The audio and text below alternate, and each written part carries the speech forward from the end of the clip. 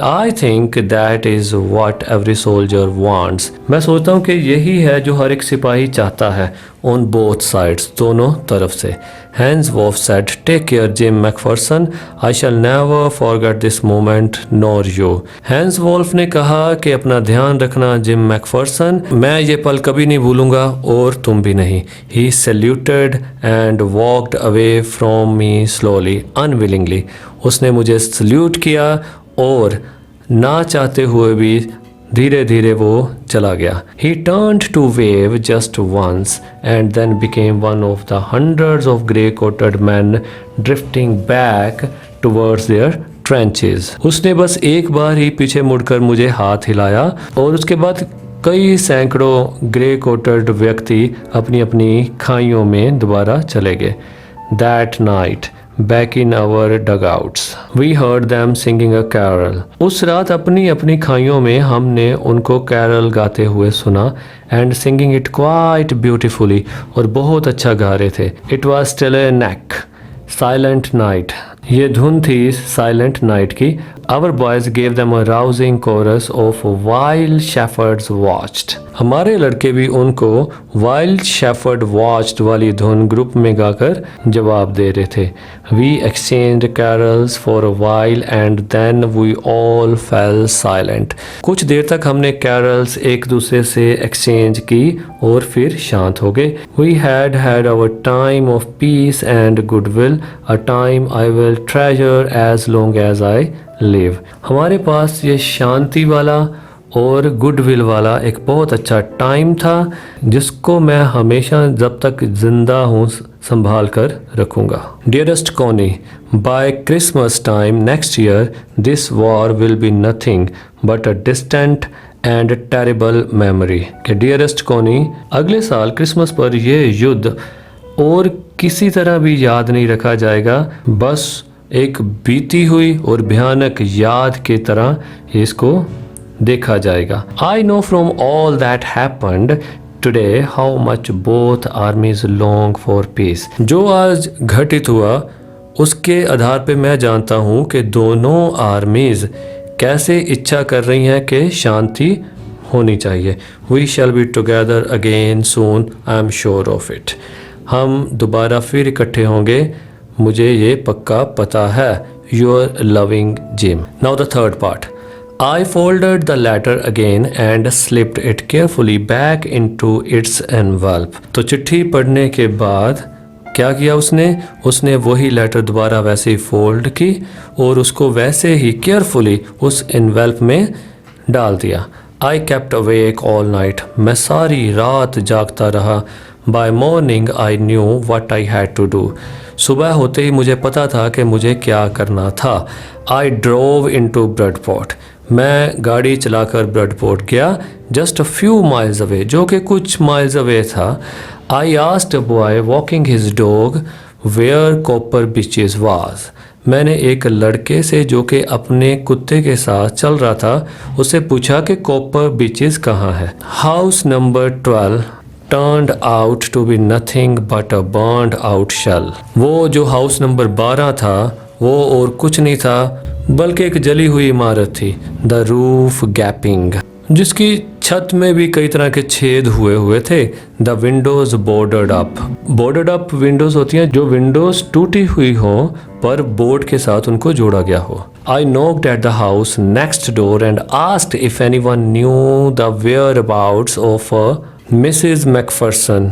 मैंने उससे अगले घर का दरवाज़ा खटखटाया ये पूछने के लिए कि किसी को अगर मालूम हो कि मिसेस मैकफर्सन्स कहाँ रहते हैं. Oh yes, said the old man in his slippers. Slippers पहने ओल्ड मैन ने कहा हाँ. He knew her well. वो उसको अच्छी तरह से जानता था. A lovely old lady. एक बहुत ही अच्छी बूढ़ी औरत. He told me. उसने मुझे बताया. A bit muddled headed. जो थोड़ी कंफ्यूज रहती थी. But at her age she was entitled to be. पर क्योंकि उसकी एज थी इसलिए वो ऐसी थी. Wasn't she? क्या वो नहीं थी? 101 years old. 101 साल की महिला। She had been in the house when it caught fire. वो इसी घर में थी जब इसको आग लगी। No one really know how the fire had started.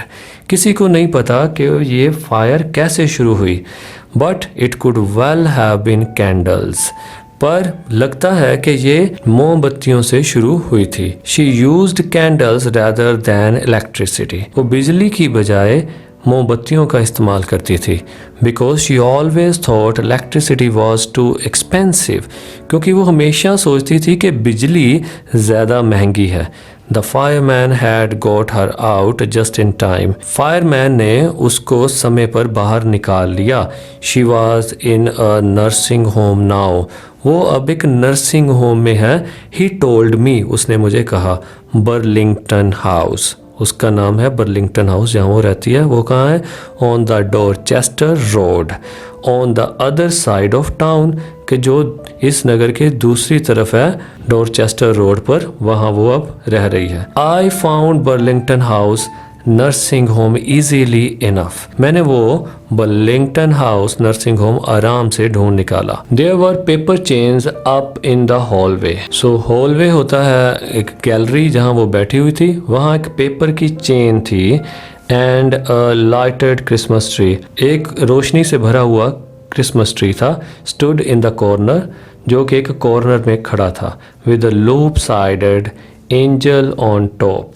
Loop sided होता है एक तरफा, और उस क्रिसमस ट्री के ऊपर एक तरफ झुका हुआ वो एंजल था। I said I was a friend come to visit Mrs. McPherson to bring her a Christmas present. मैंने वहाँ कहा कि मैं मिसेस मैकफरसन से मिलने आया हूँ उनके लिए क्रिसमस का प्रेजेंट लेकर। I could see through into the dining room where everyone was wearing a paper hat and singing. मैं देख सकता था डाइनिंग रूम में जहाँ हर एक व्यक्ति ने पेपर हैट पहनी हुई थी और गा रहा था। The matron had a hat on too and seemed happy enough to see me. Matron होती है बुढ़िया, बूढ़ी औरत, और उस बूढ़ी औरत के सिर पर भी वही हैट थी और वो खुश लग रही थी मुझको देखकर। She even offered me a mince pie. Mince pie होता है मशीन के साथ बहुत बारीकी से काटा हुआ गोश्त के मीट, तो उसका एक छोटा सा टुकड़ा उसने मुझको भी ऑफ़र किया। She walk me along the corridor. और वो बूढ़ी लेडी जिसने मुझे वो ऑफ़र किया था वो मेरे साथ कॉरिडोर में गई और उसने बोला Mrs McPherson is not in with the others. Mrs McPherson यहाँ सभी के साथ नहीं रहती। She told me. और उसने मुझे बताया। She is rather confused today, so we thought it best if she had a good rest. वो आज कुछ ज़्यादा ही confused थी तो हमने सोचा कि उसको एक अच्छी रेस्ट दी जाए। She has no family, you know. उसका कोई परिवार नहीं है, तुम्हें पता? No one visits. कोई भी उसको मिलने नहीं आता। So I'm sure she will be only too pleased to see you. तो मुझे पक्का पता है कि वो तुम्हें देखकर बहुत खुश होगी। She took me into a conservatory with wicker chairs. तो मुझे वो एक संरक्षण गृह में लेकर गई with wicker chairs and potted plants. और वहाँ क्या था? लकड़ी की बनी हुई कुर्सियाँ और गमलों में लगे हुए पौधे सभी तरफ थे। The old lady was sitting in a wheelchair. वो बूढ़ी औरत एक व्हील चेयर में बैठी हुई थी। Her hands folded in her lap. उसके हाथ उसकी गोद में मुड़े हुए थे।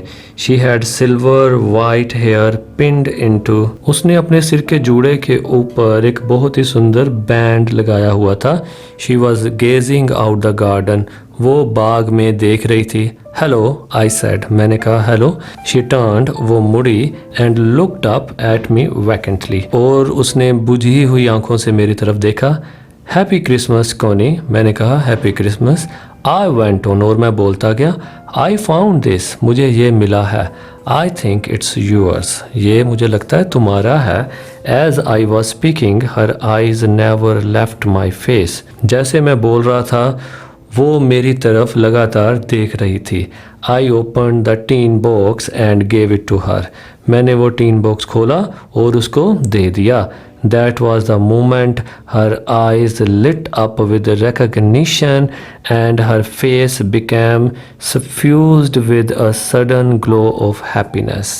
ये वो पल था जब उसने इस चिट्ठी की पहचान की और उसके चेहरे पर खुशी की दमक आई. I explained about the desk. तो मैंने उस डेस्क के बारे में भी उसको बोला, ये भी बताया कि ये मुझे कैसे मिला. But I don't think she was listening. पर मुझे नहीं लगता कि वो कुछ सुन रही थी. फॉर अ वाइल, कुछ देर के लिए शी सेड नथिंग. उसने कुछ नहीं कहा. But stroke the letter tenderly with her finger tips. पर उस लेटर को अपनी हाथों की उंगलियों से छूती रही. Suddenly she reached out and took my hand. अचानक उसने मेरे हाथ को छुआ. Her eyes were filled with tears. उसकी आंखें आंसुओं से भर गई थी. You told me you would come home by Christmas dearest. वो बोली कि तुमने मुझे कहा था कि तुम क्रिसमस पर आओगे. And here you are. और लो तुम आ गए. The best Christmas present in the world. सबसे अच्छा क्रिसमस का प्रेजेंट दुनिया में मेरे लिए. Come closer Jim dear, sit down. कि जिम मेरे पास आओ और बैठ जाओ. I sat down beside her. मैं उसके साथ बैठ गया. And she kissed my cheek. और उसने मेरे गाल को चूमा. I read your letter so often gym every day. मैं तुम्हारी चिट्ठी रोज़ पढ़ती हूँ जिम, हर रोज़. I wanted to hear your voice in my head. मैं तुम्हारी आवाज़ अपने मस्तिष्क में सुनना चाहती हूँ. It always made me feel you were with me. ये मुझे हमेशा एहसास दिलाती कि तुम मेरे साथ हो. Now you are back. You can read it to me yourself. और आज ये चिट्ठी मुझे तुम खुद अपने आप पढ़ के सुना सकते हो. Would you do that for me. क्या तुम मेरे लिए ये करोगे Jim dear. I just want to hear your voice again. मैं तुम्हारी आवाज़ दोबारा सुनना चाहती हूँ. I would love that so much. मुझे ये बहुत अच्छा लगेगा. And then perhaps we will have some tea. और शायद फिर उसके बाद हम कुछ चाय लें. I have made you a nice Christmas cake. मैंने तुम्हारे लिए एक बहुत बढ़िया क्रिसमस केक बनाया है. Marzipan all around. जिसके आसपास मार्जिपैन भी है. I know how much you love मार्जिपैन.